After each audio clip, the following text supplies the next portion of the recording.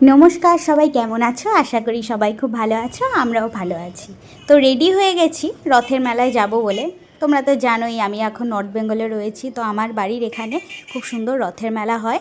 দুপুরবেলা রথ টানা হয়ে গেছে, তখন বের হইনি কারণ প্রচণ্ড গরম ছিল। সে কারণে সন্ধেবেলায় ওই মদনমোহন বাড়িতে রথটাকে দাঁড় করানো হয়, সেটিকেই প্রথমে বাবানকে দেখাবো। আর আমারও বেশ অনেক বছর হয়ে গেল রথে আসা হয় না, সে কারণে আমিও এবার এসে গেছি, তো রথ পেয়েও গেছি, সে কারণে আমিও দেখতে যাচ্ছি। যাই হোক, রথটাকে দেখে আমার শুধু মনে হচ্ছিল এই রথ আমাদের ছোটোবেলাটাকেও দেখেছে, আমরা যখন ছোট ছিলাম তখনও এই রথটাই ছিল, এখনও সেম রথই, রথের কোনো চেঞ্জ নেই। যাই হোক, খুব ভালো লাগলো।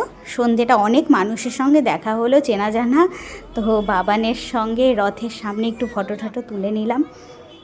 আর সব থেকে মজার ব্যাপারটা হলো বাবার 1 বছর আগে এরকম জুলাই মাসের 7 তারিখ রথ পড়েছিল, আগের বছর। তো বাবানের হিসাব মতো আজকে জন্মতিথিও, তো সে কারণে মা একটু মিষ্টি কিনে নিল। আমরা নাট মন্দিরে অপেক্ষা করছিলাম বাবানকে নিয়ে, আমি বাবানকে নিয়ে অপেক্ষা করছিলাম, তো মা একটু মিষ্টি কিনে আনতে গেছিলো, কারণ জগন্নাথ দেবের ওখানে পুজো দেবে।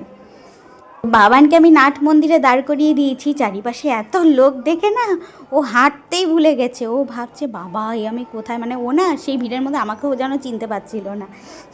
এই যে আমাকে এখন দেখেছে, ওই যে আমার কাছে চলে আসলো।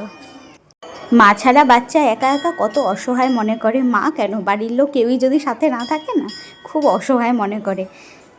এখন আমরা মন্দিরে চলে এসেছি, ওই মার হাতে মিষ্টির টোপলা রয়েছে, তো এখন ঠাকুরকে দিয়ে দেবে। তারপরে আমরা সমস্ত মন্দির ঘুরে প্রণাম করে তারপরে আমরা মেলাটা একটু ঘুরবো, ঘোরার পরে বাড়ি চলে যাব। মাঝখানে না এই টোটোর থেকে নামতে নামতে একটুবার বৃষ্টিও হচ্ছিলাম না, যা বাবা মেলায় ঘোরা হয়ে গেল। নিজেরা ঘুরলে একটা আলাদা বিষয়, এই বাচ্চা নিয়ে বৃষ্টির মধ্যে তো হাঁটা যায় না। কিন্তু যাই হোক, সেটা মিটে গেছে। বাবানকে জগন্নাথ দেবের সামনে নিয়েও এসেছি, কতগুলি ফটোও তুলে নিয়েছি, ভিডিও করে নিয়েছি।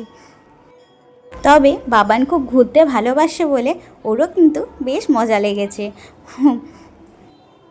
তবে আগে যখন আমরা ছোট ছিলাম, এই রথের মেলা স্পেশাল ব্যাপারটি যেটা আমাদের কাছে মনে হতো, সেটা হচ্ছে আমাদের এই মেলাতে না বেশ মাটির হাঁড়ি কড়াই বাসনপত্র সব পাওয়া যায়, ছোট ছোট খেলনাবাটি, রান্নাবাটি যেটাকে বলে। তো সেগুলো আমরা কিনে বাড়িতে নিয়ে যেতাম। তবে তার মধ্যে থাকতো একটি শিলপাটা, মাটির। তো সেটাকে যখন ঘষা হতো তখন সুন্দর মাটি উঠতো, আর সেই সময় হাতে পায়ে আমাদের মাটি লেগে থাকতো, কেননা ওই শিলপাটাটাকেই না আমাদের তখন অরিজিনাল বলে মনে হতো। হ্যাঁ, এই তো ঘষলে পরে মশলা বেরোচ্ছে।